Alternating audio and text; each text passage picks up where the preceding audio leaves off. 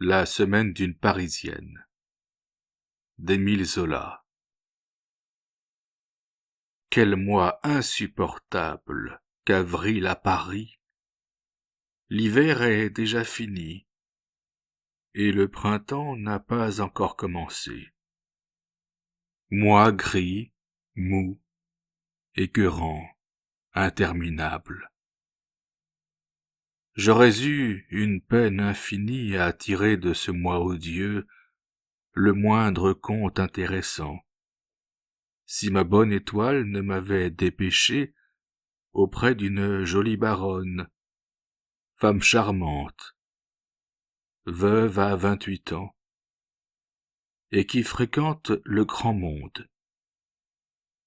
Je n'ai eu qu'à être son fidèle compagnon pendant une semaine, pour voir les gens et me montrer. Il ne me reste plus qu'à coucher sur le papier ce que j'ai vu et entendu, et vous saurez comment on vit à Paris en avril. Lundi. Temps merveilleux. En se réveillant au matin, la baronne Georgette a été tout étonnée. Elle a aperçu sur son lit un rayon de soleil qui se frayait passage à travers une fente des volets et des rideaux. La veille, en rentrant d'une soirée dansante, à 1 heure du matin, elle avait entendu des torrents de pluie ruisseler sur sa voiture. Elle s'était couchée, transie, bien qu'elle n'eût pas reçu une goutte d'eau, grâce au laquais qui tenait ouvert un parapluie au-dessus de sa tête, pendant qu'elle descendait. Tandis que sa femme de chambre, Lise, la coiffe, elle demande. « Ainsi le temps s'est levé ?»« Oui, madame. »« C'est étonnant. Hier j'avais décidé de rester au lit toute la journée pour ne pas voir ce ciel odieux. Il me donne la migraine. Mais puisqu'il fait beau, je vais sortir. Dites qu'on attelle pour 3 heures. » Et passé midi, la baronne se rend au bois de Boulogne. Elle est seule dans sa voiture, blottie dans un coin, le dos appuyé au coussin moelleux. Dès que la voiture a passé la grille, elle a baissé la vitre et exposé son visage à l'air tiède, qui lui enveloppe les joues comme d'une poussière de soleil. Les voitures sont si nombreuses que les chevaux ont dû bientôt se mettre au pas. La masse des équipages, dont les roues sont comme accrochées les unes aux autres, roule lentement autour du lac, avec le grondement sourd et ininterrompu d'un torrent. Le doux mouvement de la voiture, qui roule au pas, berce la baronne, et sur ses lèvres erre un vague sourire de plaisir. Il n'est rien de plus doux que le premier jour de printemps. Pourtant la baronne regrette que la chaleur soit venue si vite. Elle a commandé hier une robe de velours noir et de soie bleue, et elle serait au désespoir de ne pouvoir la mettre. Elle espère que le froid reprendra demain. Mais en attendant, elle offre son visage au souffle du printemps, qui lui caresse la joue. L'eau du lac est bleu pâle, tout inondée de lumière frémissante. Les arbres des îlots, rouges de boutons, ont l'air heureux de convalescents. Et quand la baronne passe la tête à la portière pour saluer une amie au passage, elle sent l'haleine tiède du soleil sur son cou et cette douce caresse parcourt ses membres d'un léger frisson. Dans les allées latérales, des cavaliers la saluent. Tout Paris est là. Des Amazones passent, leurs longs voiles au vent. Beaucoup de chevaux magnifiques, de riches équipages. C'est un convoi solennel, une exposition d'un luxe éblouissant. La baronne, qui avait entendu hier discuter politique, fait réflexion que les choses doivent aller mieux qu'on ne dit, sans quoi on ne verrait pas tant de gens qui vivent apparemment si bien. De quoi se plaindre? Sous l'Empire, les chevaux n'étaient pas plus beaux, les équipages plus nombreux, ni les visages plus gais. Le reste ne la concerne pas. En outre, la baronne n'aime pas les réflexions sérieuses. Il lui semble qu'arrive déjà le mois de juin, où il lui faudra quitter Paris. Où ira-t-elle cette année? Les eaux sont mortellement ennuyeuses. Les plages normandes menacent de se changer en foire. Quant à aller s'enterrer dans le château que possède un de ses oncles sur la Loire, ce serait simplement un suicide. En fin de compte, elle préfère tout de même les bains de mer. Naturellement, elle ira à Biarritz.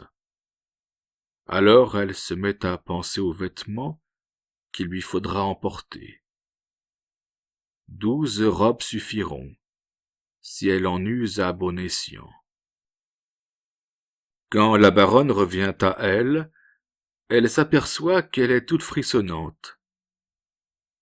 Le soleil se couche, l'air rafraîchit, une vapeur s'élève au-dessus des eaux grises de l'étang. Maintenant la longue file des équipages roule plus vite, tandis que le bois dont s'empare à nouveau l'hiver s'enfonce dans un sommeil glacé. La faute est à cette maudite vitre qu'elle a oublié de relever.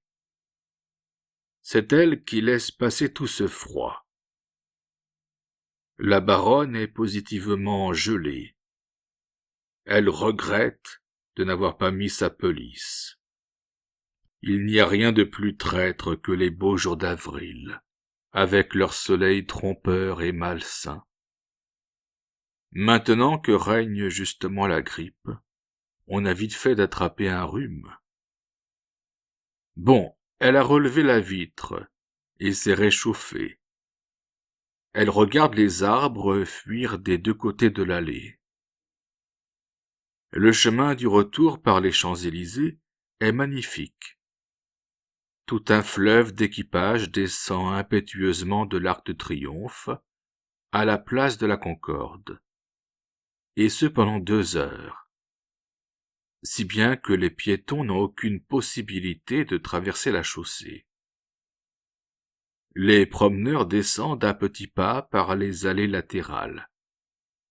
Le soleil, qui a baissé jusqu'à l'horizon, décore le ciel d'un rayon rose, qui s'allonge dans le lointain par-dessus la ville. Et toutes ces roues semblent apporter de l'air frais, l'odeur des arbres, la fraîcheur de l'eau, l'étendue de l'espace. La baronne Georgette est reprise d'inquiétude pour sa robe. Si elle changeait le velours noir pour de l'atlas noir, et elle ordonne au cocher de faire un détour par la rue Royale. C'est là que demeure sa couturière. Elle n'a jamais voulu être habillée par un homme. Les femmes, dit-elle, ont beaucoup plus d'élégance dans la façon. Chez la couturière, elle passe dans un petit salon de conférence. Et là commencent de longues discussions. Ainsi, vous pensez que l'Atlas sera trop léger? Je pensais qu'avec de larges fronces... Non, baronne, c'est impossible. Ce ne sera pas habillé. Il ne faut pas que la soie pende. Mais alors, qu'est-ce que nous allons prendre? Le velours est si lourd. Une heure se passe en conférence sur les tissus. Puis se pose le problème de la garniture, sur laquelle la baronne n'est pas non plus fixée. Enfin, après presque 2 heures passées à retourner la question de tous les côtés, elle s'en va en disant: « Bon, laissez comme c'était. C'est décidé. Laissez le velours et la garniture. Et d'ailleurs, s'il me vient une idée, je repasserai. » Rentrée chez elle, il faut que la baronne se change vivement. Elle dîne ce soir chez sa marraine, la comtesse de M. Par bonheur, la comtesse ne reçoit que de vieilles gens. Aussi, la baronne ne fait pas de cérémonie. Elle met une robe mauve qu'on lui a déjà vue dans 3 maisons. « Ah, ma pauvre Lise !» dit-elle, tandis que sa femme de chambre lui tend ses gants et son éventail. « Vous êtes bien heureuse. Vous pouvez aller vous coucher. Mon rêve, c'est de dormir une semaine entière. » Pour achever le tout, elle passe une soirée insupportable. En arrivant chez sa marraine, elle trouve dans le salon une de ses compagnes de couvent, qui lorgne la robe mauve. Elle l'a déjà vue en 3 endroits. La baronne, furieuse, n'écoute pas la comtesse qui lui explique qu'elle a voulu lui faire une surprise en ménageant cette aimable rencontre.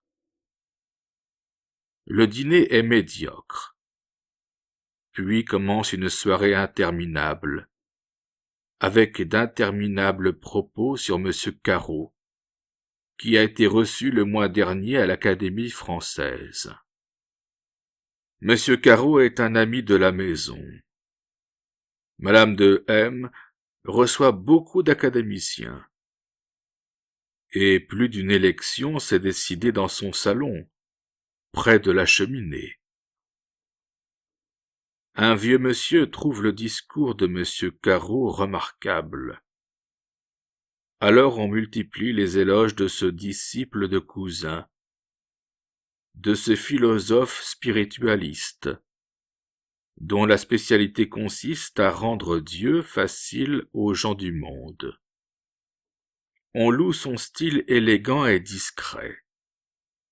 On exalte ses manières distinguées, sa foi solide, le charme de ses discours académiques, et son visage même, le visage d'un bel homme satisfait.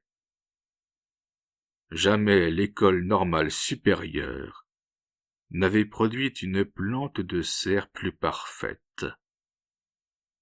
La baronne a bâillé toute la soirée derrière son éventail.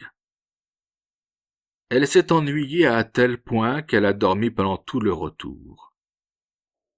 Elle dort encore tandis que sa femme de chambre la déshabille et la met au lit. « Faut-il vous réveiller, madame, demain matin ?»« Dieu vous en garde, Lise. Je vous défends de m'éveiller. À midi, vous viendrez me dire s'il fait beau. » Et la baronne rêve qu'elle roule dans un parc idéal, dans une calèche de cristal, comme il y en a aux mariages royaux. Elle roule sans fin, au bord d'eau bleue, par une matinée de printemps. Mardi. Aujourd'hui, il y a spectacle à la Comédie Française. Monsieur Perrin, l'ancien directeur de l'opéra, depuis qu'il a pris la direction de la Comédie Française, a imaginé de donner un spectacle par semaine pour le beau monde.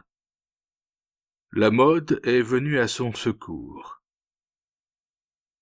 Les mardis de la Comédie-Française sont fréquentés aussi assidûment que les samedis de l'opéra. La baronne porte une toilette ravissante, une jupe de soie mauve, pâle, à longue traîne. Le devant est de tulle blanc, garni de jais. Son corsage cuirasse est également garni de jais. Lorsqu'elle paraît dans sa loge, un léger murmure d'admiration parcourt la salle. En face, quelques personnes la saluent discrètement, d'un sourire. Puis elle s'y reprend à 100 fois pour s'asseoir. Il lui faut d'abord se débarrasser de son éventail et de ses jumelles. Mais ce qui l'embarrasse le plus, c'est le bouquet de roses qu'elle a imaginé de prendre avec elle. Enfin, elle ne sait pas comment faire entrer sa traîne dans la loge, sans trop la froisser. Son oncle, le vieux général de C, avec qui elle est venue, allait tenter de pousser la robe du bout de sa botte. Mais elle est si garnie de volants qu'il se décide, pour ne pas déchirer le tissu, à la soulever dans ses mains gantées. L'ouvreuse peut enfin fermer la porte. La baronne est assise. Le général parcourt des yeux la salle. « Savez-vous ce qu'on donne aujourd'hui, mon oncle ?» demande la baronne au bout de quelques minutes. « Non. » Et ils écoutent un instant. Sur scène, un chevalier déclame une longue tirade en vers sonores. « C'est la fille de Roland, » dit le général en se penchant. « Ah !» répond la baronne, déjà distraite. Elle a aperçu une de ses amies, celle-là même qui dînait hier avec elle chez la comtesse de M, et s'était permis de lorgner sa robe mauve. La pauvre femme n'est pas du tout à son avantage aujourd'hui.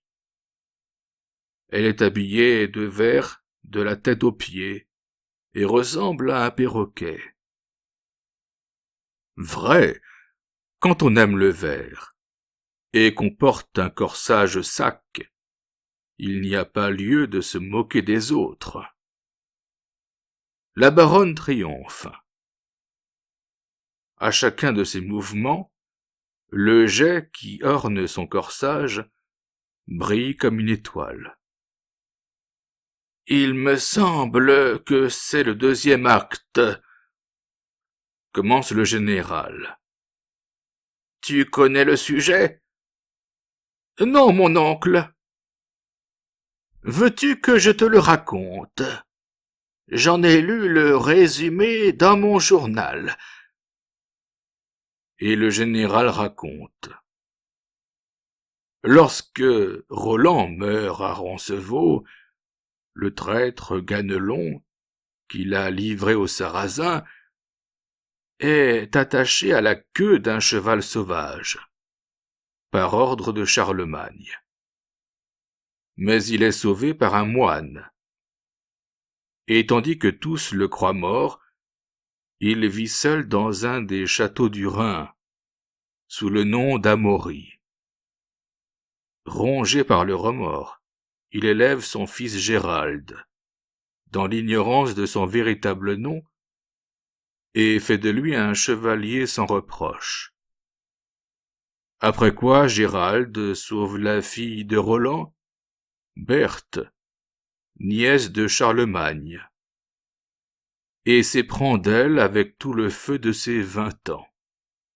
« Tu comprends, continue le général, que Ganelon ne ménage aucun effort pour séparer son fils de la fille de Roland.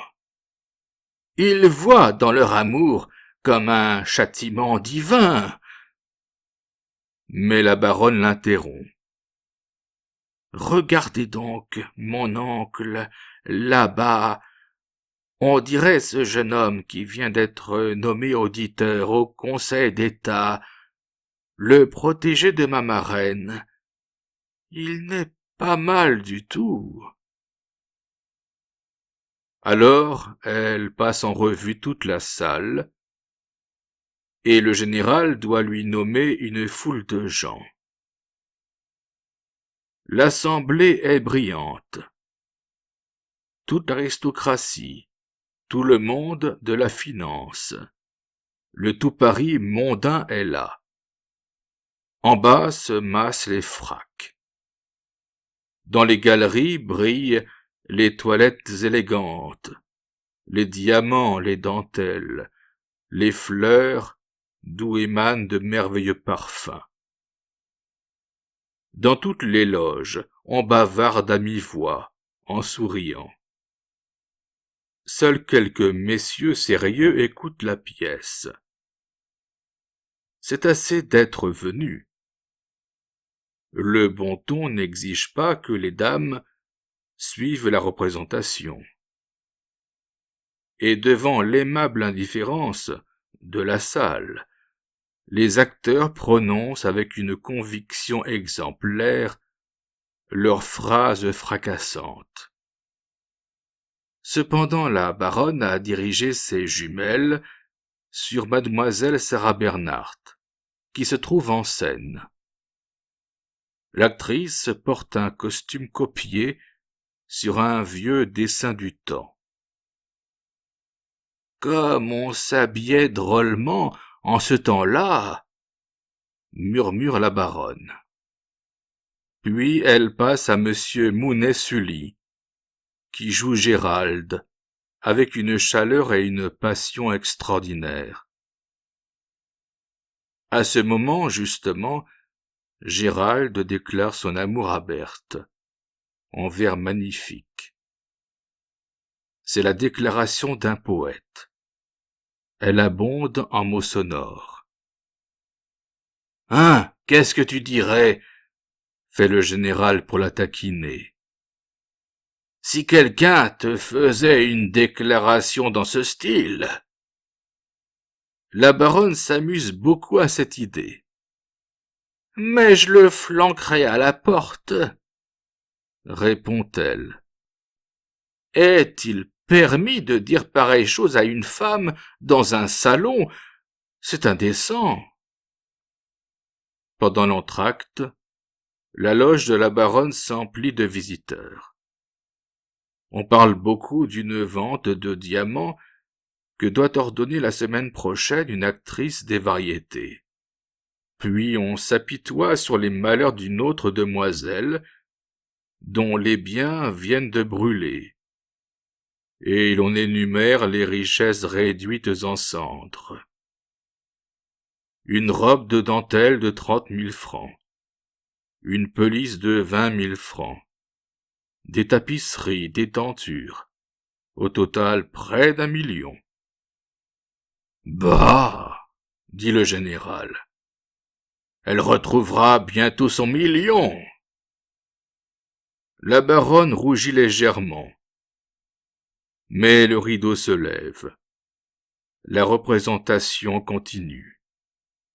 Charlemagne est en scène, avec ses paladins. Mauban est très bon dans le rôle de Charlemagne. Il est grimé conformément à la légende, et fait beaucoup d'effets. C'est le Charlemagne des miniatures. Le monarque a la longue barbe blanche.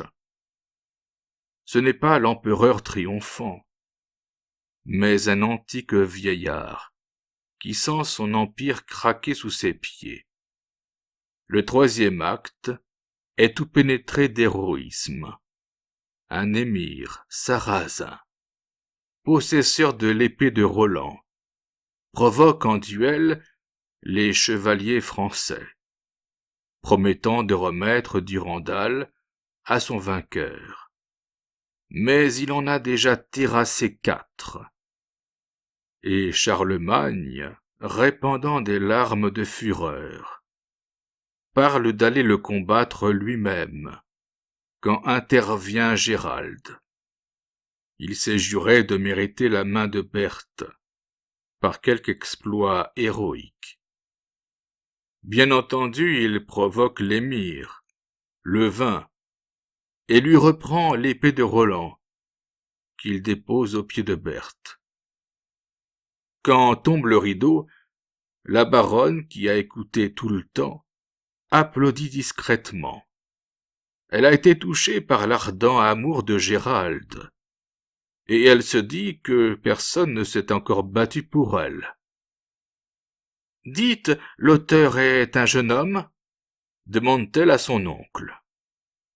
« Monsieur de Bornier, que non, il a bien 50 ans, » répond le général. « Je le connais. C'est un petit bonhomme au visage doux. Il est bibliothécaire quelque part, à l'Arsenal, il me semble. » La baronne fait une petite grimace. Elle avait imaginé l'auteur jeune et beau. Aussi n'écoute-t-elle pas son oncle, qui continue à lui communiquer divers détails sur M. de Bornier. Près de 20 ans de suite, le poète avait présenté tous les 18 mois un drame en vers au comité de lecture de la Comédie Française. Le comité avait immuablement écarté son drame. En compensation, il commandait à l'auteur quelques à-propos en vers, pour l'anniversaire de la mort d'un de nos grands classiques, Corneille, Molière ou Racine. Mais enfin, avec le temps, le comité fut touché par l'obstination de M. de Bornier, et n'eut pas la force de refuser quand celui-ci apporta la fille de Roland. Quand la pièce fut reçue, personne n'escomptait le succès. On la garda le plus longtemps possible en portefeuille. Il fallut pourtant finir par la donner, et il apparut qu'elle remportait un vrai succès. Évidemment, ce n'est pas une pièce gaie, conclut le général, mais elle est pleine de sentiments élevés. Elle est venue à point. C'est ce qui explique son succès. Dans la salle, les éventails se balancent doucement. La baronne, lasse, s'est appuyée à la cloison. Il fait très chaud. On en est à l'attente fiévreuse du dernier entr'acte, quand les visages féminins pâlissent dans l'impatience du dénouement. Nous n'avons plus maintenant devant nous la salle distraite et souriante des premiers actes. Tout ce monde épique, ces chevaliers cuirassés, cet empereur légendaire, cet amour surnaturel, ont soufflé sur les loges un peu de gravité. Le grand monde d'aujourd'hui rêve au monde grand d'autrefois, qu'il y a longtemps de cela. Une jeune fille en rose, au balcon, sourit sous les lorgnettes. On a appris ce matin qu'elle se mariait et qu'elle avait 1 200 000 francs de dot. Le dernier descendant d'une de nos illustres familles, petit jeune homme chétif et maigrelet, joue d'un flacon de sel qu'il respire de temps en temps. C'est un homme dont les ancêtres jouaient de l'épée dans les batailles. Il y a encore ici un roi découronné, et il ne lève même pas les sourcils en écoutant les gémissements de Charlemagne, qui pleure la défaite de ses preux. N'est-ce pas déjà une action héroïque que d'être venu entendre des vers à la Comédie Française? contribuer au succès de M. de Bornier, et s'ennuyer décemment, quand on pourrait aller rire au Bouffe ou à la Renaissance. Est-ce que Gérald épousera Berthe, mon oncle? Demande la baronne. Et quand le général ouvre la bouche pour répondre, non, non, ne dites rien, poursuit-elle. J'aime mieux attendre. Mon Dieu, ces entr'actes n'en finissent pas. Elle reçoit encore la visite de 2 ou 3 messieurs. L'un d'eux, jeune homme de 32 ans, a reçu la croix lors de la dernière guerre. Il s'était engagé dans les Zouaves, et il a montré beaucoup de courage dans la campagne de la Loire. Elle est particulièrement aimable avec lui. Ce soir, elle aime les héros. Mais voici que commence le 4e acte. Gérald apprend qu'il est le fils du traître Ganelon. Il sent que Berthe est perdue pour toujours, bien que Charlemagne et ses pairs réunis en tribunal d'honneur se prononcent à tour de rôle, et le déclarent digne de la fille de Roland. Mais lui, mu par un sentiment inflexible de l'honneur, ne peut se faire à l'idée que le fils d'un traître épouse la fille de la victime de la trahison, et après avoir dit adieu à Berthe d'une voix ferme, il part héroïquement avec son père, sacrifier sa vie sur quelque lointain champ de bataille. Le rideau tombe. Le public se sépare lentement sous l'impression de ce dénouement audacieux, dont la grandeur l'étonne. La baronne Georgette est étonnée, presque fâchée. Pendant que le général accomplit des miracles d'adresse pour lui permettre de sortir de sa loge sans déchirer sa traîne, elle s'écrie. Non, il est trop idéal à la fin. Il est simplement ridicule. Mercredi. Il pleut de nouveau.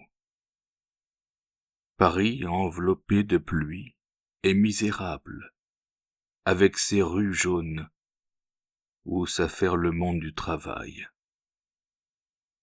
La baronne doit assister à un sermon à l'église Saint-Roch. Le sermon est fixé à 3 heures. En route, comme il n'est que 3 heures moins le quart, il lui vient à l'esprit qu'elle a le temps de passer chez sa couturière. Et elle ordonne au cocher de prendre la rue Royale. Il n'y a rien de plus ridicule que d'arriver la première à l'église. C'est qu'elle a imaginé quelque chose de peu ordinaire. Garnir le corsage de sa robe de perles d'acier. Ce sera une imitation de la cotte maille d'autrefois. Et cela produira évidemment un effet original. D'autant plus qu'elle a remarqué hier que les personnages de la fille de Roland faisaient beaucoup d'effets en cotte de maille. Eh bien, que dites-vous de mon idée? Demande-t-elle à la couturière. Celle-ci est devenue grave. Mon Dieu, c'est évidemment une idée. Ce peut être très original. Mais il faut examiner. C'est très sérieux. Alors elle commence à discuter la façon de la cotte de maille. La couturière propose une petite basque carrée. La baronne la préfère ronde. Et finalement l'emporte. Puis elles examinent si le corsage doit se boutonner par derrière. Question importante. Oui, il se boutonnera par derrière, mais au moyen d'agrafes tout à fait particulières. dans le genre de celles qu'on utilise pour les corsets. « Mon Dieu, 3h30 !» s'écrie tout à coup la baronne. « Je vais être en retard au sermon. » Elle descend un étage, puis remonte pour dire un mot à la couturière. « Vous savez, ne craignez pas que la robe soit un peu lourde. L'hiver est revenu. Je veux être habillée chaudement. Et livrez-la-moi pour samedi. Je vais à un dîner. » Le cocher l'emporte à toute allure dans la rue Saint-Honoré. Mais au coin de la rue de Castiglione, il tombe sur un embarras de voitures. On ne peut bientôt plus bouger, ni avancer, ni reculer.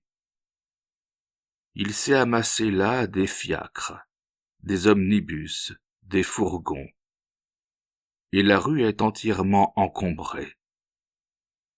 Au même instant, la pluie se déchaîne. Les cochers arrosés jurent, claquent du fouet, se lancent des gros mots. Et la baronne doit rester là 10 bonnes minutes, au milieu de ce vacarme, sous une grêle de jurons qu'elle feint de ne pas entendre. Elle s'est enfoncée dans un coin de sa voiture, un peu effrayée. Puis elle oublie peu à peu où elle se trouve, et ne voit plus la vilaine rue où coule un fleuve de boue, où les parapluies sur les trottoirs ont le vol lourd et peureux de grands oiseaux noirs, tandis que les sergents de ville se feraient un passage entre les roues pour tenter de dégager les voitures. Elle est revenue en pensée à sa couturière, et se demande s'il ne faudrait pas lui demander d'orner le corsage, côte de maille, de 2 boutons d'acier sur la poitrine, comme elle l'a vu dans les images de la Jérusalem délivrée, sur les cuirasses des belles héroïnes du Tasse. Non, ce serait peut-être trop original. Évidemment, ce serait trop original. Enfin, la voiture s'arrête devant l'église Saint-Roch. Il est déjà 3h35. La baronne se hâte dans l'église. Elle se dépêche tant qu'elle en oublie de prendre de l'eau bénite. La grande église est pleine de monde. Le père Matignon est en chair et remplit les voûtes des éclats de sa voix puissante. Pourtant la baronne ne veut pas rester derrière, près des portes. Ce n'était pas la peine de venir si personne ne la voit. En outre, elle a sa place attitrée, devant le chœur, près de la première colonne. Et la voilà qui commence à se frayer un chemin, avec précaution, entre les chaises. Elle glisse avec une grâce qui fait sensation. Les hommes replient les jambes, serrent les genoux pour la laisser passer, souriant au froufrou de ses jupes, doux comme une caresse. Les femmes sont moins aimables. Jamais la baronne n'a fait autant d'effet. Tout le monde la regarde. Même le père Matignon s'arrête un instant. Elle est aux anges. Dans l'église flotte un parfum d'encens. Le ciel est couvert, et les fenêtres dispensent une faible lumière mystérieuse, qui va s'atténuant. La baronne n'a plus qu'une rangée de chaises à dépasser. C'est alors que la frappe tout à coup un rayon de soleil, qui s'est fait jour à travers la rosace du portail. Elle porte une toilette sérieuse, qui convient au lieu. Une robe grise en 2 tons, ornée de dentelles chantilly, et elle est charmante, enveloppée de la poudre d'or frémissante du soleil, qui semble n'avoir pénétré ici que pour elle seule. La baronne s'assied enfin à sa place habituelle, devant le chœur, près de la première colonne. Alors le père Matignon élève la voix. Le sujet de son sermon est le devoir pour les personnes pieuses de soutenir le refuge des jeunes filles pauvres.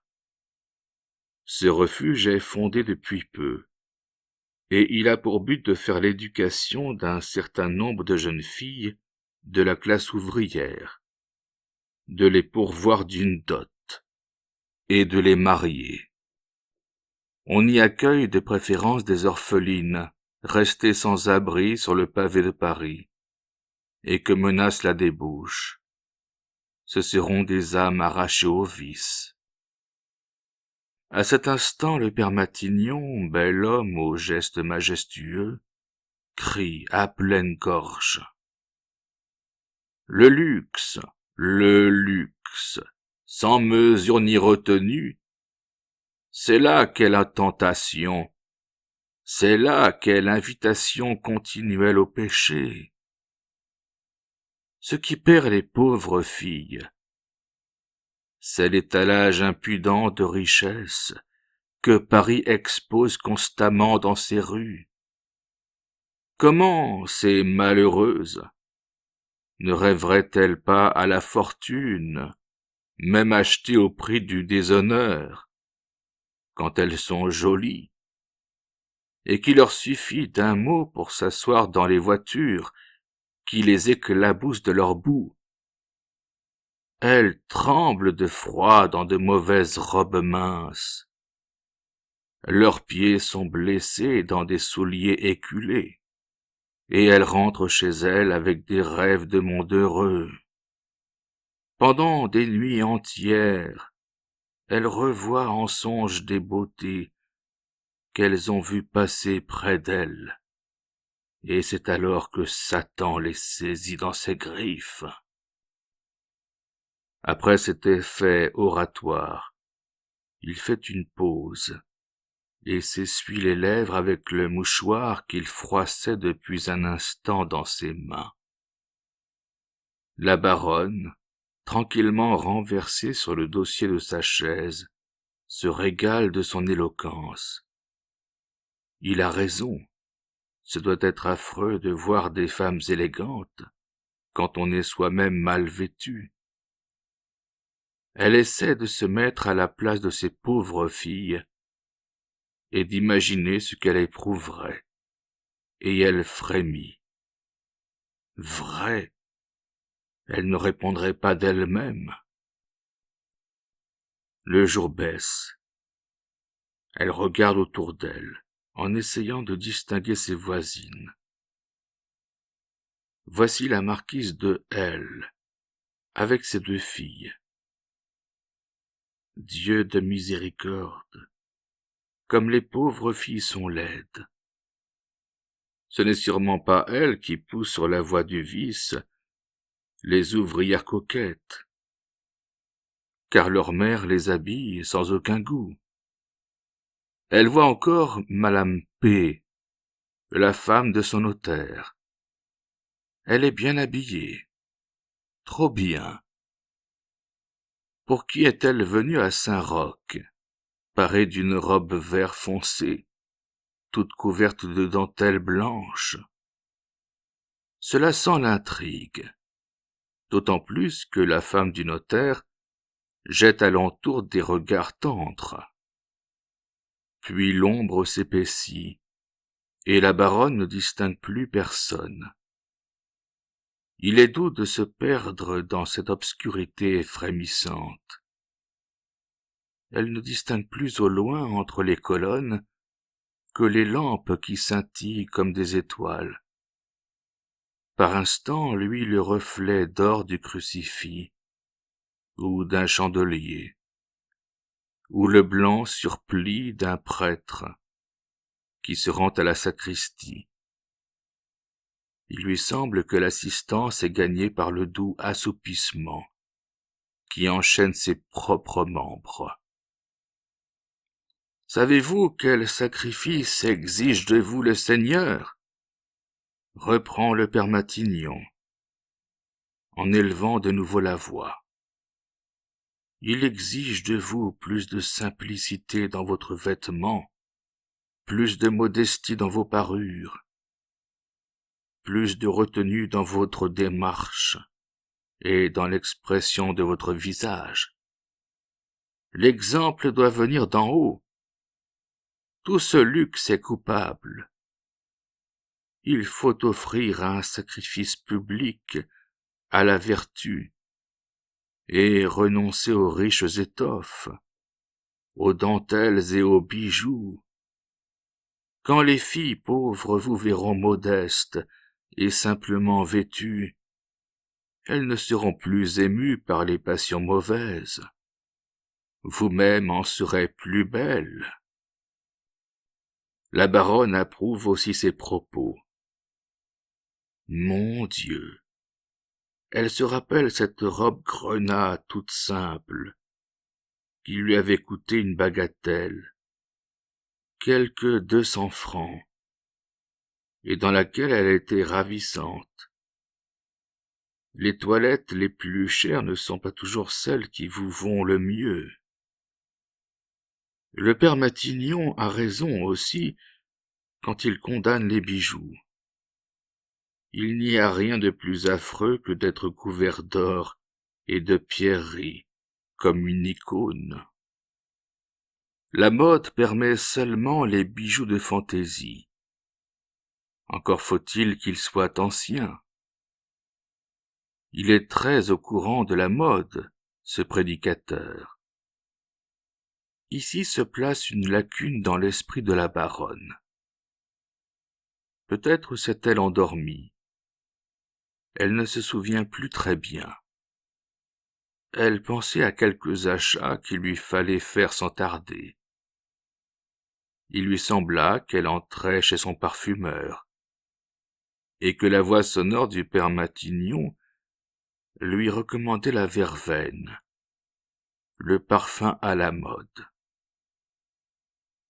Lorsqu'elle revint à elle, l'église bruissait du froissement des jupes.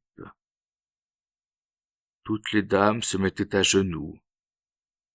La chaire était vide. Le prêtre à l'autel donnait la bénédiction. Elle demanda à Dieu de lui donner la force d'accomplir les sages paroles qu'elle avait entendues tout à l'heure. Le public se disperse très lentement. Il y a beaucoup de femmes, et les traînes accrochent les chaises et les renversent à grand bruit. La baronne s'arrête un instant à la sortie et parle avec madame P., la femme de son notaire. « Vous serez demain au bal de la comtesse ?» lui demande-t-elle.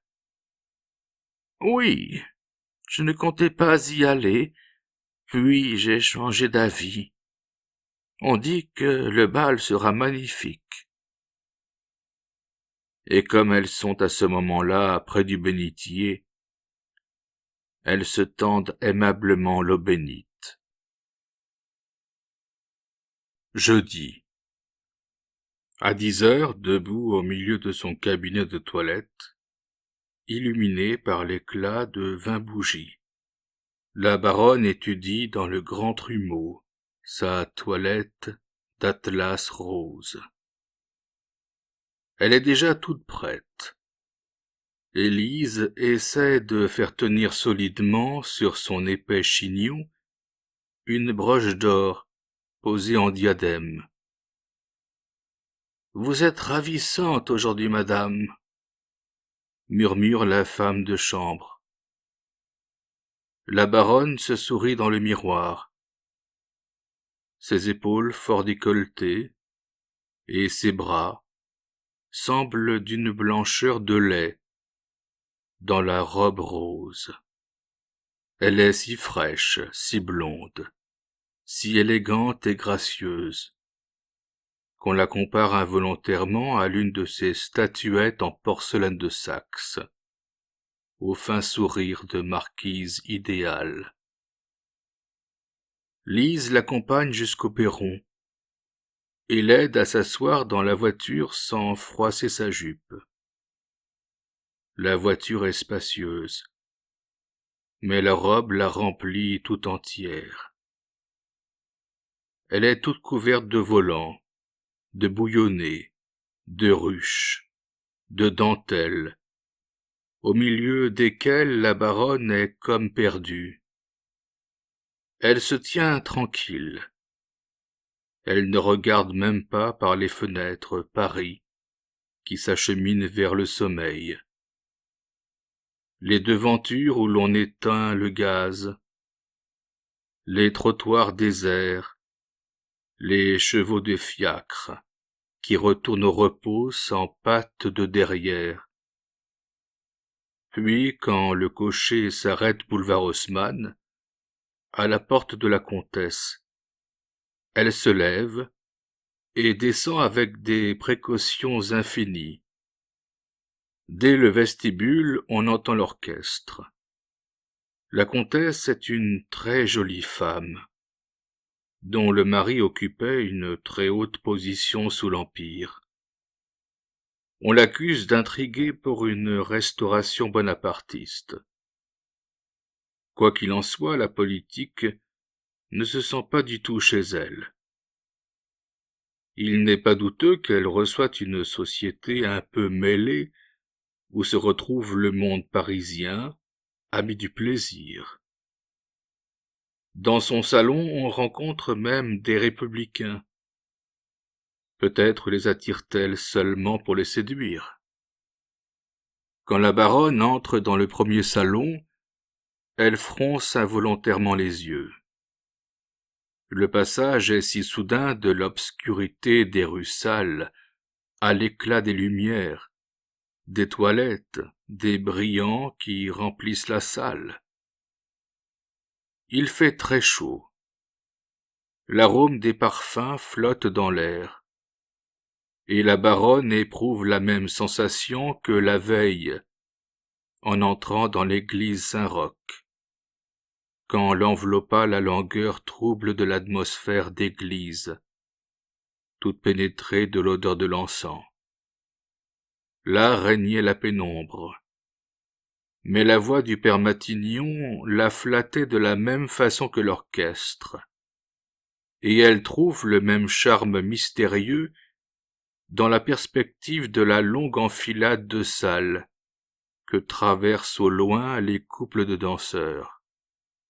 La première personne à qui elle se heurte est Madame P., la femme du notaire, avec qui elle échangeait des amabilités près du bénitier.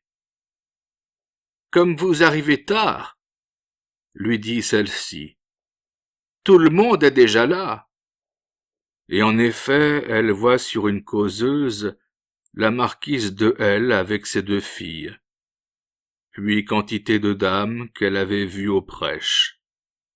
Elle ne porte plus les robes sombres convenables à l'église.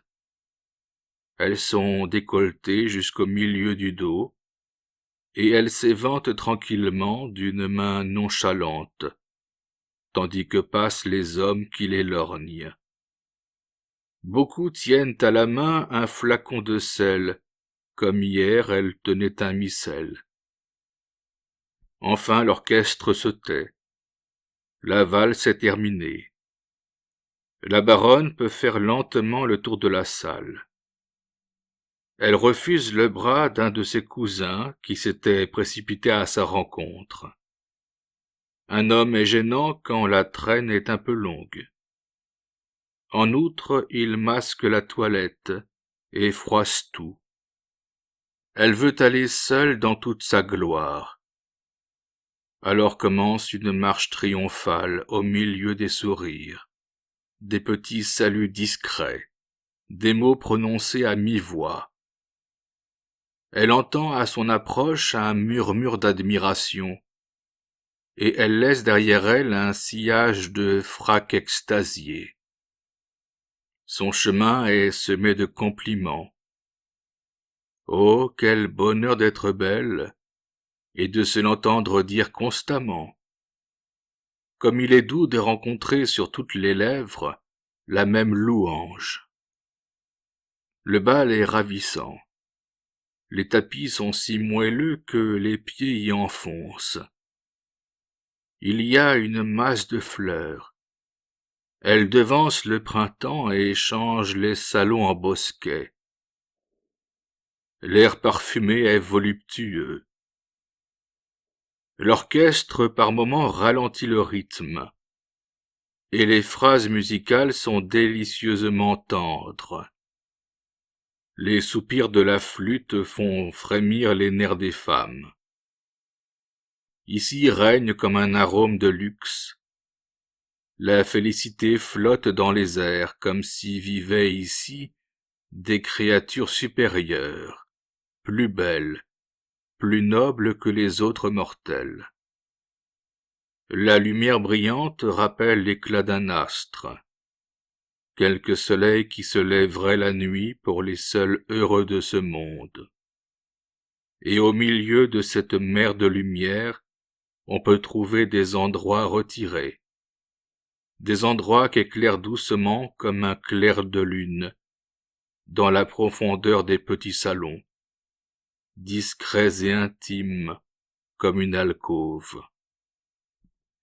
La baronne passe une nuit délicieuse. Elle danse un peu. La danse excite la transpiration et abîme le teint. Et puis, seules de toutes jeunes filles peuvent se plaire à ces quadrilles ennuyeux, pendant lesquels on échange des propos sur le temps qu'il fait. Quand la baronne danse, elle choisit une polka ou une valse. L'une de ces danses voluptueuses dans lesquelles la femme est portée dans les bras de l'homme. Mais elle aime surtout errer en liberté, passer d'un salon à l'autre, écouter d'une oreille les conversations, jeter un mot au vol. Elle est partout. Elle vit le bal dans tous ses replis. Vers minuit, la baronne passe 3/4 d'heure dans un salon isolé, en compagnie d'une amie qu'elle confesse. La pauvre femme est très malheureuse avec son mari. Elle énumère toutes les vilainies de son époux, les maîtresses qu'il entretient, l'argent qu'il perd aux cartes, l'indifférence qu'il lui manifeste après 3 ans de mariage. La baronne la plaint. La pauvre comme elle doit souffrir. Une larme au milieu du bal quand l'orchestre joue en sourdine la polka des baisers est un régal divin. Puis elle fait en penser à un retour sur son passé, se rappelle feu son mari. Il était 2 fois plus âgé qu'elle, et il avait bien des défauts. Mon Dieu, quel bonheur d'être libre! Et elle console son amie en disant « Il faut être patiente, ma chère. Même le meilleur des maris est insupportable, sois certaine. Arrange-toi un petit coin de bonheur. » Vers 1 heure, la baronne est dans un autre petit salon, au bout opposé de la maison. Elle a rencontré le vieux duc de B, et elle a consenti à s'appuyer sur son bras. Comme de vieux camarades, ils ont gagné cet endroit. Le duc s'apprête à lui raconter une de ces histoires lestes, qu'il sait faire passer avec une maîtrise inimitable, naviguant artistement entre les écueils et s'arrêtant juste à temps. Il lui rappelle l'aventure arrivée à une jeune Anglaise au bois de Boulogne, il y a 2 ans. Elle était tombée de cheval si maladroitement que ses jupes lui recouvraient la tête, et que le jeune ouvrier, le jardinier, comme on disait alors, accourut à son secours, avait vu un tableau peu ordinaire. Et quoi, la jeune Anglaise avait donné ensuite au jardinier une éducation brillante, et l'avait épousé pour que seul son mari pût se vanter de lui avoir vu un grain de beauté au-dessus du genou. Le duc raconte cette anecdote avec beaucoup de vivacité et d'audace. La baronne rit de tout son cœur, se cachant derrière son éventail, et poussant des petits cris de pudeur effarouchée, quand le conteur éclaire certaines phrases d'un geste trop précis.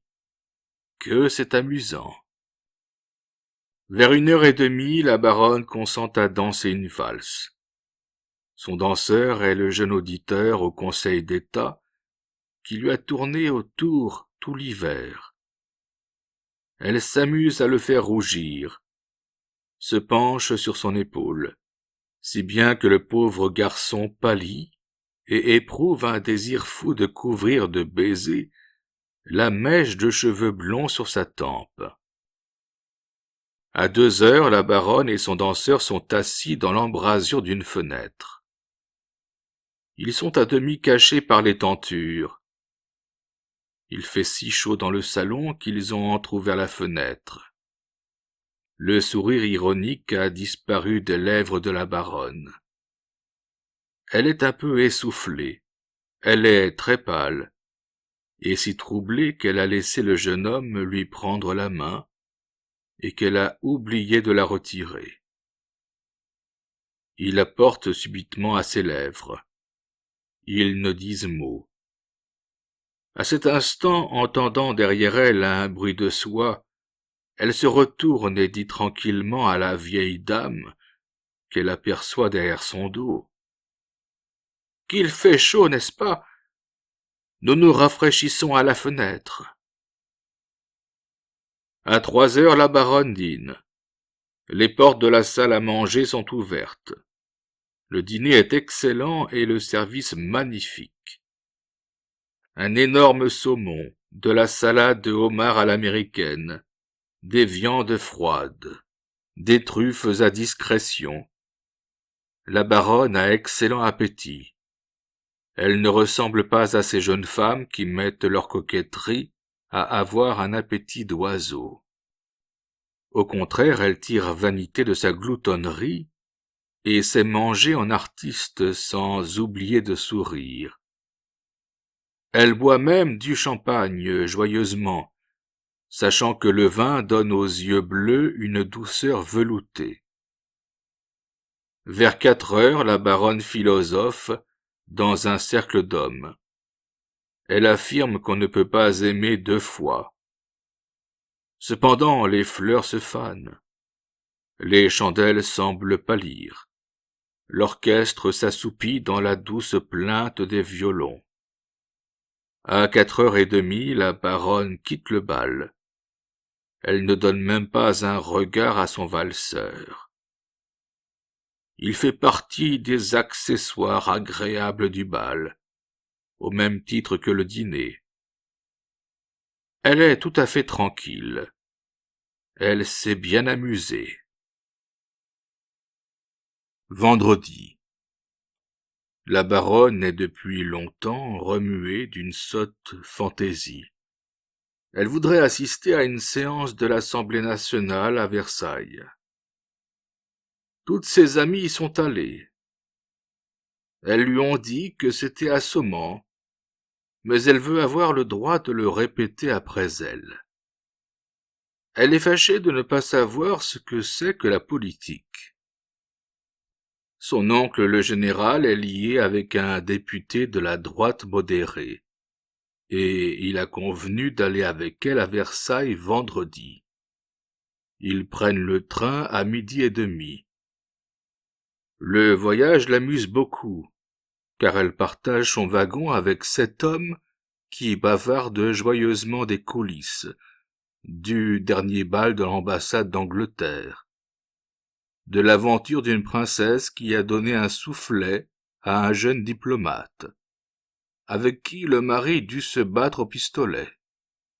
Son oncle lui nomme les 7 messieurs, et elle entend avec étonnement les noms connus d'adversaires irréconciliables. Il y a là un député radical, 2 députés républicains, 2 orléanistes, un bonapartiste et un légitimiste. Au bout d'un moment, ils s'offrent des cigares. À l'arrivée à Versailles commence la pluie. Pas une voiture décente. La baronne et le général sont obligés de prendre un fiacre miteux, troué de toutes parts, et où la pluie pénètre comme à travers un tamis. Les allées sont vides.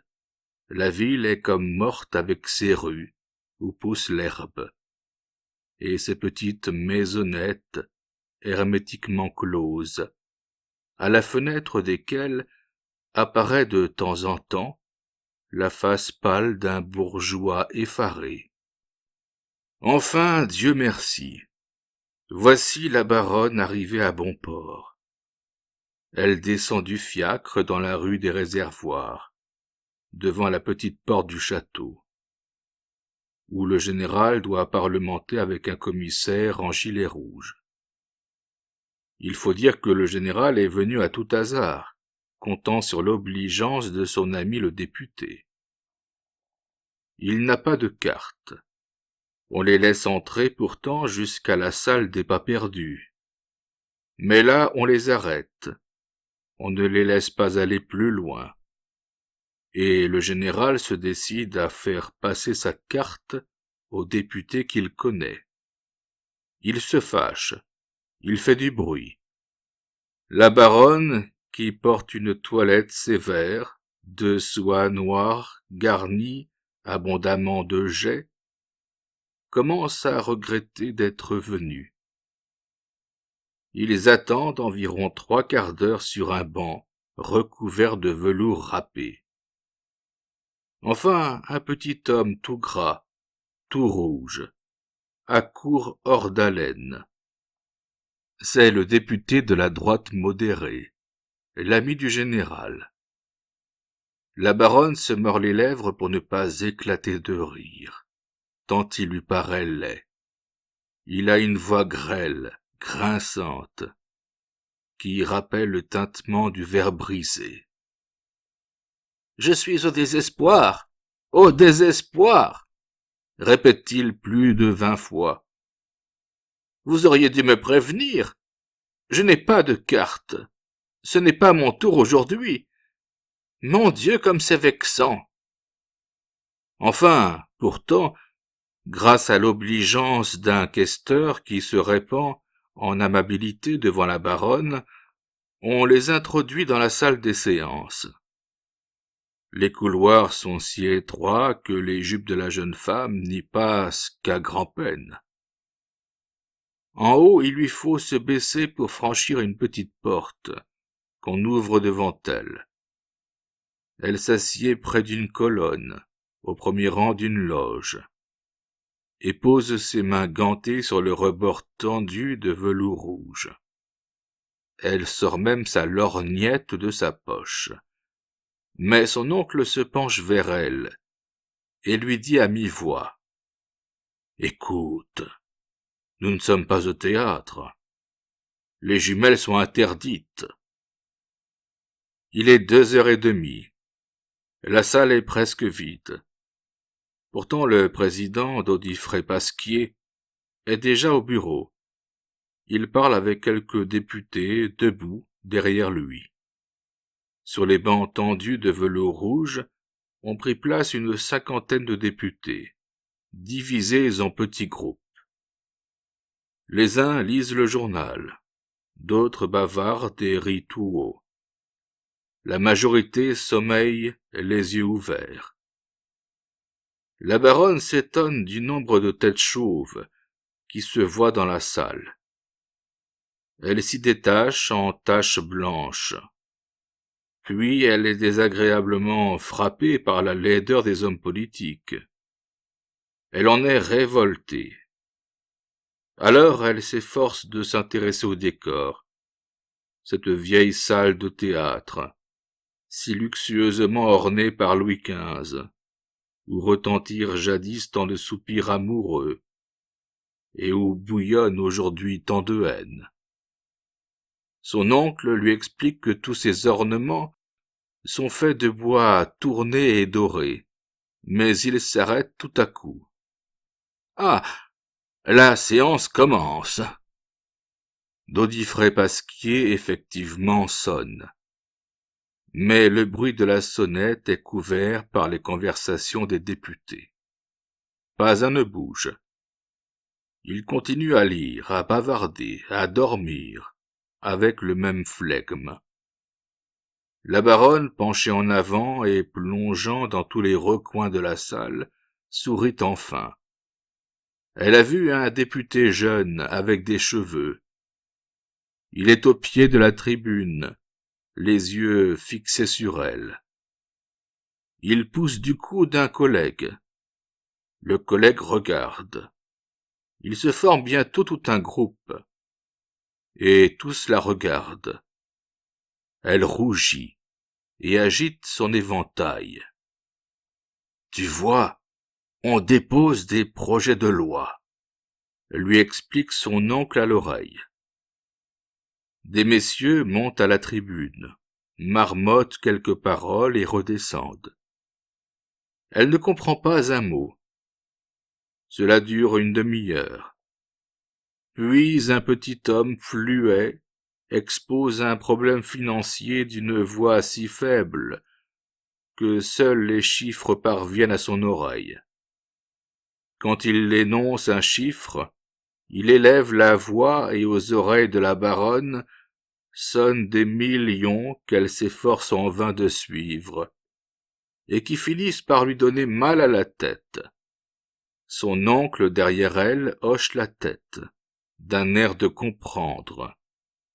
Cela dure bien une demi-heure. C'est une question très importante. L'impôt sur les valeurs boursières. Au bout d'une autre demi-heure, la baronne devient agitée. Comme ce qui se passe à la tribune ne l'intéresse aucunement, elle demande à son oncle de lui nommer les députés connus. Il satisfait volontiers son désir et se penche, parcourt les bancs et désigne les membres du Parlement par des expressions telles que « là-bas le ventru », ici le gringalet aux airs de matou. Le maigre qui est assis entre un député au nez rouge d'ivrogne et un autre à la chemise sale. Le vieux dont le nez dit bonjour au menton. Le jeune là-bas, tout peigné, qui se regarde dans un miroir de poche. La baronne suit parfaitement ses indications. Thiers l'étonne par son expression bonhomme. Gambetta la déçoit légèrement. Elle imaginait terrible Hirsute, à la peau noire, et elle lui trouve une apparence trop bourgeoise. De Breuil lui arrache une grimace. Il ne ressemble pas à un duc, il a l'air vulgaire. Rouher, qu'elle connaît déjà, lui paraît comme plus misérable quand elle le regarde de haut en bas. Et il faut croire que les autres ne lui donnent pas plus de satisfaction, car elle hoche la tête à chaque nouveau personnage que lui nomme son oncle. Seule la touche, le fin profil d'un député blond. Et celui-là, mon oncle, le blond au visage régulier, qui est-ce? Celui-là, je ne le connais pas. Il est inconnu. Il ne parle jamais. Il y a 2 heures que la baronne est là. Elle regarde la fenêtre. La pluie tambourine sur les vitres. N'était le temps, elle proposerait d'aller faire un tour dans le parc. Alors elle fait un dernier effort pour s'intéresser à la séance. Il se fait une grande agitation. On va voter. Le cérémonial commence. On place l'urne sur la tribune. Les députés montent l'escalier de droite, déposent leur bulletin et redescendent par l'escalier de gauche. Et cela sans fin. « Nous sommes mal tombés », murmure le général. « La séance aurait pu être plus intéressante. » La baronne sourit doucement, comme une martyre. Le défilé reprend avec le même cérémonial. Après le premier vote, commence le second. C'est toujours la même chose. Les messieurs montent l'escalier, jettent leurs bulletins et redescendent. Maintenant la salle est tout à fait vide. Les députés se massent autour du bureau. Par-dessus le marché, ils votent et s'en vont aussitôt dans les couloirs et au buffet. La baronne étouffe un bâillement et regarde le public installé en face d'elle dans les tribunes. Mais on ne voit là que des familles provinciales attendant que parle le député de leur département. Les habitants de Versailles pensent au dîner. Il y a des avocats en redingote râpée, des clercs en vacances, leurs visages blêmes dévorés d'ambition politique. « Nous partons » demande tout bas le général. On s'apprête au troisième vote, mais la baronne, avec l'entêtement des femmes, qui restent jusqu'à la fin du spectacle, même si elle meurt d'ennui, reste sourde à la suggestion.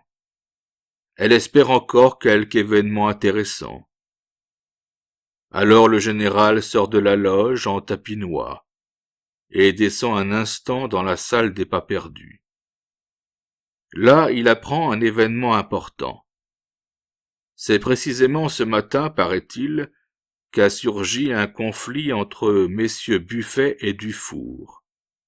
On se raconte divers détails. Dans les couloirs et au buffet, c'est une vraie révolution. Une grande émotion règne dans les coulisses. Tous commentent la crise dont les conséquences sont incalculables. Le général remonte aussitôt l'escalier 4 à 4, dans l'attente confuse d'une catastrophe extraordinaire dans la salle. Mais il trouve la salle vide. Le vote continue. Les députés défilent au milieu d'un ennui mortel. C'est à peine si, au loin, un léger bruissement avertit de l'émotion qui s'est emparée de l'Assemblée.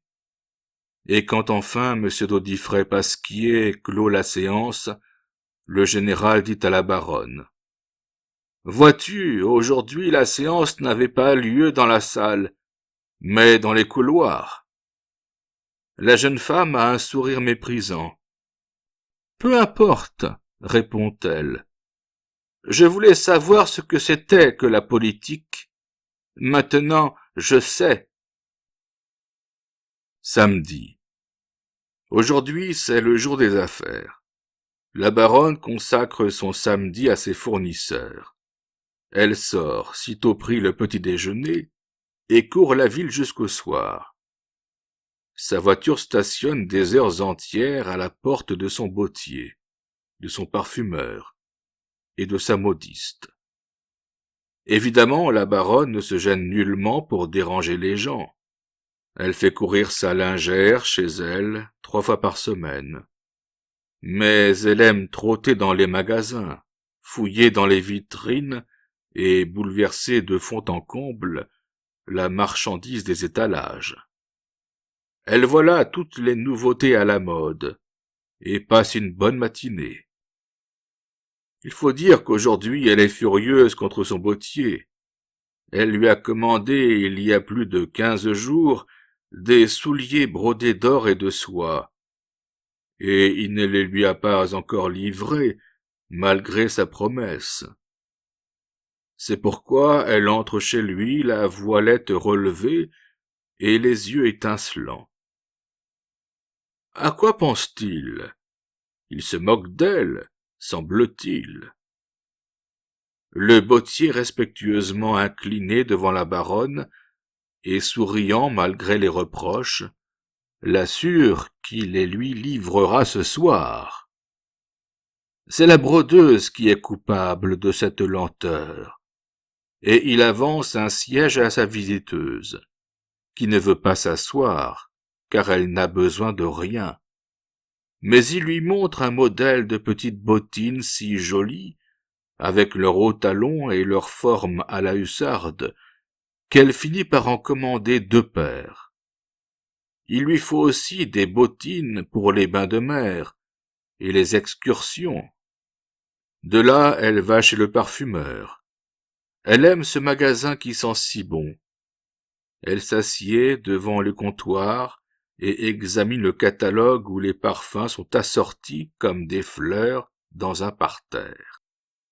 En outre, il lui faut toute une provision de savons, de parfums, de crèmes variées et de poudres. Pendant une bonne heure, 2 vendeuses déballent la marchandise devant elle.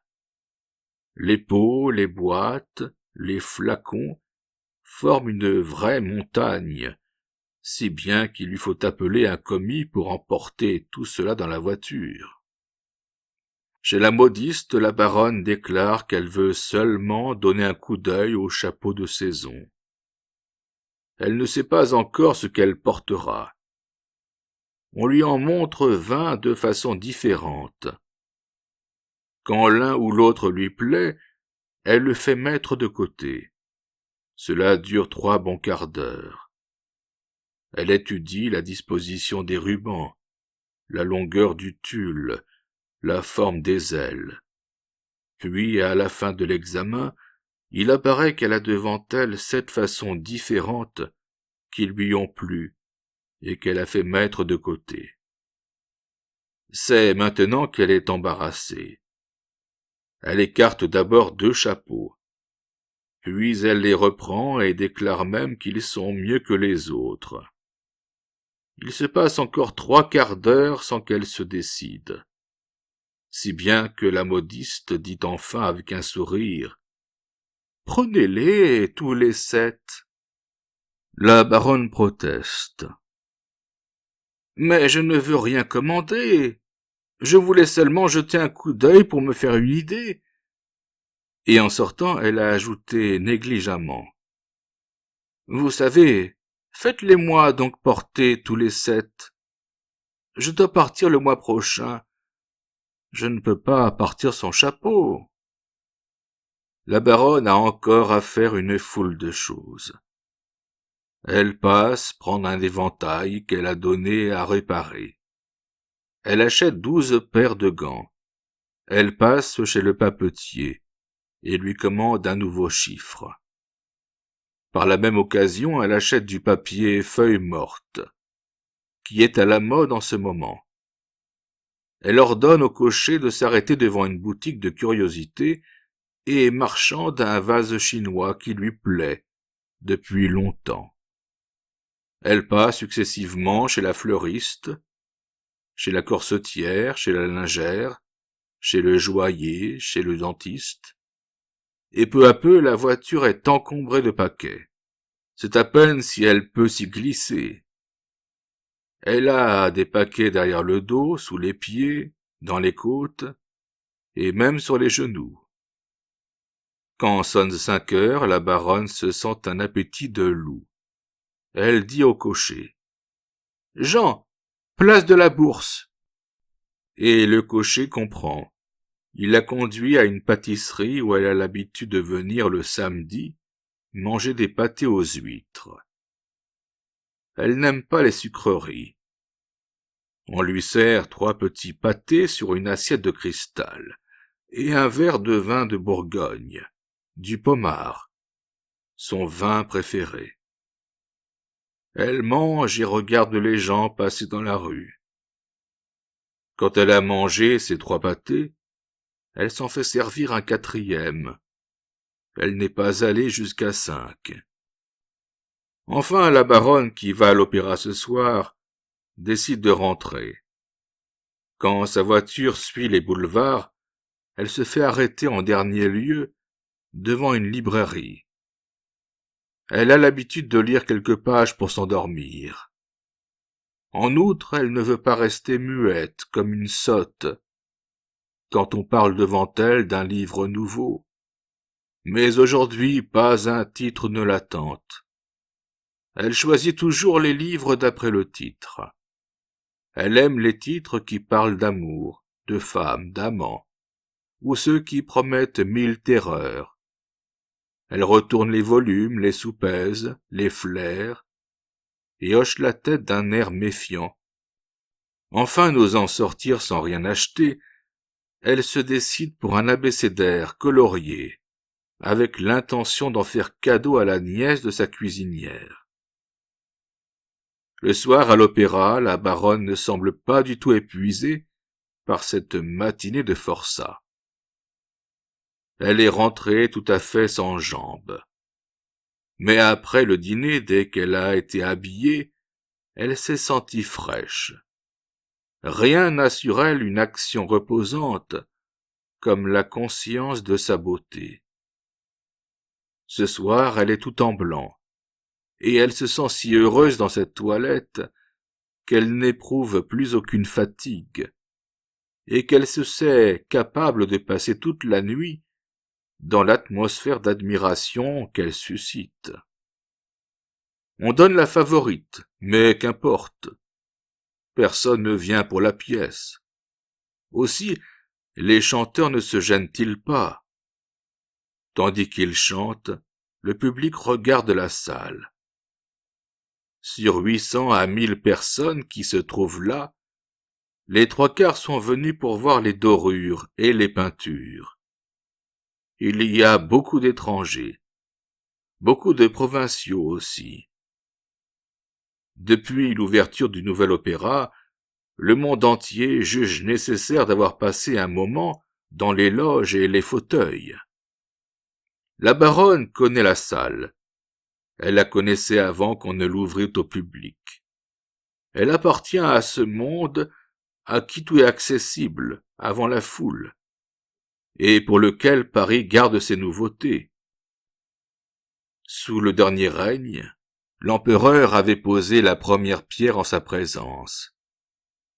Plus tard, quand les murs furent élevés, le ministre des Beaux-Arts fut assez aimable pour l'emmener les voir avec quelques autres personnes, et elle se rappelle qu'elle s'est bien amusée au milieu de la chaux et des briques. Plus tard encore, elle était allée voir les peintures, les sculptures et les bronzes. Puis elle avait assisté à toutes les expériences, aux essais d'éclairage au gaz, d'acoustique, aux répétitions en présence de quelques centaines d'élus. C'est pourquoi, à l'opéra, elle était chez elle. Elle était dans l'intimité de cet édifice qui avait grandi sous ses yeux. Il avait été construit pour elle, pour sa beauté, pour son plaisir. En y passant quelques heures chaque samedi, elle y régnait en maîtresse.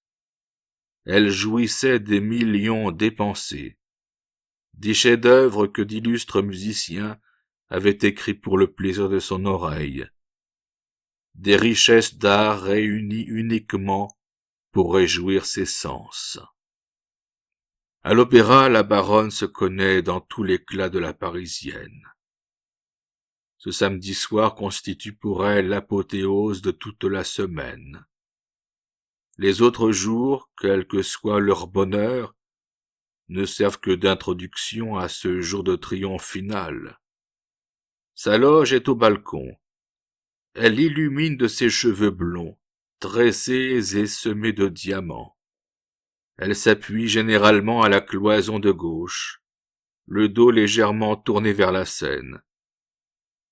Comme elle a un fin profil de camée antique, elle aime à se montrer dans cette pose, le cou légèrement incliné, l'oreille rose, la nuque dorée par de petits cheveux rebelles.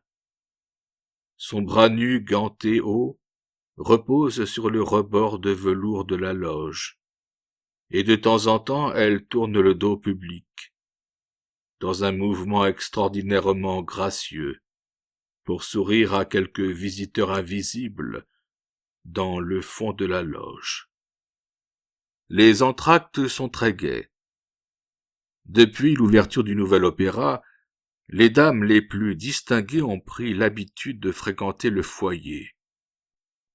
Jadis, rue Le Pelletier, le bon ton exigeait que les femmes ne quittassent pas leur loge.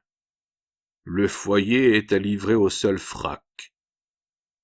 Boulevard des Capucines, c'eût été dommage de ne rencontrer que des fracs dans les luxueux salons, dans les gracieux escaliers, dans les riches couloirs. Ce luxe de palais exige de longues traînes sur les tapis, des épaules nues, les coiffures luxueuses des grandes dames. Lorsque les loges sont vides, quand le foyer et le grand escalier sont remplis d'une foule étincelante, et que s'y massent les femmes élégantes, on croirait voir animer un tableau de Véronèse, un palais en fête avec sa rangée de colonnes, ses galeries éloignées, ses escaliers majestueux et sans fin. La baronne aussi passe le 3e entr'acte au foyer. Elle y rencontre le vieux duc de B, cette mauvaise langue, et elle se moque avec lui de quelques provinciales dont les toilettes pitoyables font un vif contraste avec les costumes princiers qui les croisent. Des Anglaises gisent dans les fauteuils, renversées sur les dossiers, et examinent dans de grandes jumelles les peintures des plafonds. Des boutiquiers enrichis, haletant dans leurs fracs noirs, touchent du doigt le velours des tentures et l'or des cadres, pour se convaincre que tout cela n'est pas du carton peint. Et seuls les habitués qui sont ici chez eux, comme la baronne, restent assis parfaitement tranquilles, gardant un sourire paisible et légèrement indifférent d'hôtes aimables qui reçoivent leurs invités. « Baronne, il me semble qu'on sonne, » dit le duc de B. Mais elle lève les épaules avec insouciance. Elle préfère rester ici près de la fenêtre, qu'elle prie le duc d'ouvrir. Du boulevard monte l'air léger et le martèlement des équipages. Et lorsque la foule quitte le foyer, elle se sent heureuse. Elle se croit dans son salon et écoute les anecdotes scandaleuses du duc. Cependant que lui arrivent par instants des phrases musicales légères comme la brise, des fioritures, des chœurs lointains qui meurent peu à peu comme ces chœurs paysans qu'on entend à la campagne. « Savez-vous, voilà comme j'aime entendre la musique, » dit la baronne en souriant. « Je l'aime quand elle se change en rêve. » Dimanche. Quel jour insupportable! Les rues sont pleines d'une foule endimanchée. Les magasins sont fermés. Paris est désert, mort, sinistre. C'est justement le jour destiné à la joie qu'on meurt d'ennui. Et quelle presse insupportable sur les trottoirs, quelle bousculade de misérables fiacres sur les promenades. Toute laideur sort au jour. C'est pourquoi la baronne ne sort pas de chez elle ce jour-là. Elle s'enferme dans le salon le plus éloigné de son hôtel et s'efforce de ne pas entendre les orgues de barbarie qui viennent jouer sous ses fenêtres. Mais ce dimanche, la baronne a trouvé mieux. Il y a longtemps qu'elle veut dormir toute une journée. Bien sûr, cela la reposera et aura un heureux effet sur son teint. « Écoutez, Lise, » dit-elle à sa femme de chambre, en se couchant à 1 heure, au retour de l'opéra. « Écoutez, ne me réveillez pas. Laissez-moi dormir jusqu'à ce que je vous appelle. » Et pendant que la femme de chambre arrange la couverture, elle ajoute: « Merci, laissez-moi. Quelle semaine, mon Dieu! Je ne sens plus mes jambes. Demain soir, je dîne chez la princesse. Si je dors jusqu'à 6 heures, réveillez-moi. » Et elle s'endort dans son grand lit, sous la chaude couverture. Et elle dort, dort. Elle sent qu'elle dort et trouve cela délicieux. Elle rêve, des rêves qui la font sourire. Ah, elle est trop heureuse seule, sur son grand lit, pour qu'il lui vienne jamais à l'esprit de se remarier. Quel dommage que le mari ne puisse être une espèce d'ornement, une broche par exemple, qu'on attache pour quelques heures sur sa poitrine, et qu'on jette ensuite dans un tiroir, quand on n'en a plus besoin. Tout à coup, on éveille la baronne de la façon la plus désagréable. Sa femme de chambre est devant elle, et relève la couverture à demi glissée à terre. « Qu'est-ce qui est arrivé? Comment? Il est déjà 6 heures. »« Non, madame, il n'est que 10 heures et demie. » La baronne, furieuse, s'enveloppe dans la couverture et crie, tournée vers la femme de chambre: « 10 heures et demie, et vous m'avez réveillé? Vous êtes stupide. Laissez-moi. » La femme de chambre sourit sans se troubler le moins du monde. Elle réplique: « Je pensais qu'il fallait vous réveiller, madame. On a apporté votre robe. » Alors la baronne s'assied sur son lit et frotte ses yeux gonflés de sommeil. « Ma robe, » balbutie-t-elle. « Ah, on a apporté ma robe. Que ne me l'avez-vous dit tout de suite? Vous êtes stupide. Je me lève tout de suite. » Et elle s'habille en un clin d'œil. Elle veut essayer sa robe avant que la couturière ne s'en aille. Voilà bien 2 mois qu'il ne lui est pas arrivé de se lever à 10 heures et demie, et encore un dimanche, quand elle s'apprêtait à dormir jusqu'au soir. La cousette, qui a apporté la robe, attend dans le cabinet de toilette. Elle a mission de faire les retouches en cas de besoin. Lise l'aide et s'affaire avec elle autour de la baronne. Et toutes les deux s'écrient: « Quelle robe ravissante! » Le velours noir et la soie bleue s'accordent à ravir. La cotte de maille de perles d'acier est originale et élégante. Cependant, la baronne, debout devant la glace, prend un air profond. Quelque chose la chiffonne. Tout à coup, ses sourcils se froncent. Elle coupe les louanges de la femme de chambre et de la couturière, et crie: « Cette robe est cousue de façon abominable. J'ai l'air d'être dans un sac. Tenez, regardez, voyez ce pli sur l'épaule. » La couturière jure que ce n'est rien, que l'air l'effacera, et de fait le pli est à peine visible. Mais la baronne se fâche de plus en plus. Elle découvre 20 autres plis. À aucun prix elle ne mettra pareil sac.